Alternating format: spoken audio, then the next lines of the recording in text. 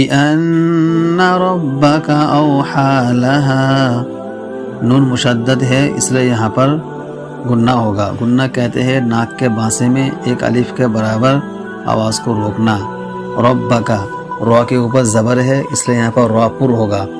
یومئذ یصدر الناس اشتاتا لیروا اعمالهم، یومئذ دو زبر کے تنوین کے بعد یا آ رہا ہے اور یا ادغام یرملون میں سے ہے اس لیے یہاں پر ادغام ہوگا۔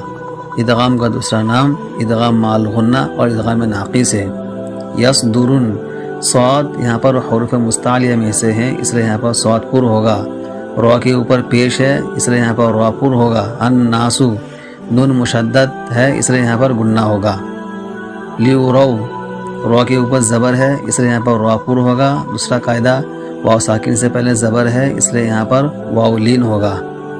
فَمَن يَعْمَلْ مِثْقَالَ ذَرَّةٍ خَيْرًا يَرَهُ، نون ساکن کے بعد یا آ رہا ہے اور یا ادغام یرملون میں سے ہے اس لیے یہاں پر ادغام ہوگا۔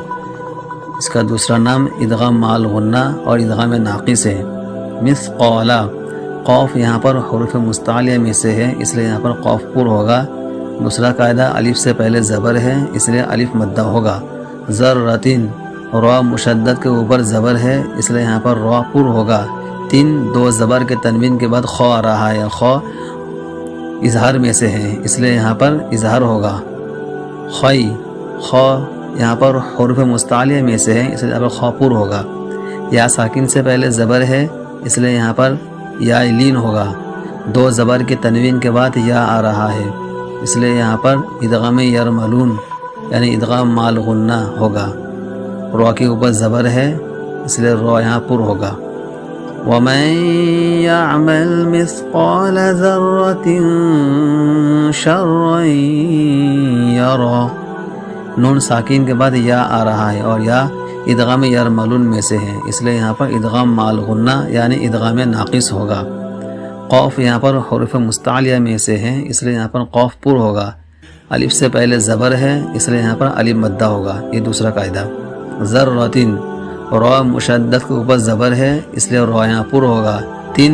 دو زبر کے تنوین کے بعد شین آ رہا ہے اور شین اخفا میں سے ہے اس لیے یہاں پر اخفا ہوگا۔ شرعی، را مشدد سے پہلے زبر آ رہا ہے اس لیے را یہاں پر ہوگا۔ دو زبر کے تنوین کے بعد یا آ رہا ہے اس لیے یہاں پر ادغام یرملون ہوگا۔ را کے اوپر زبر ہے اس لیے یہاں پر را پر ہوگا۔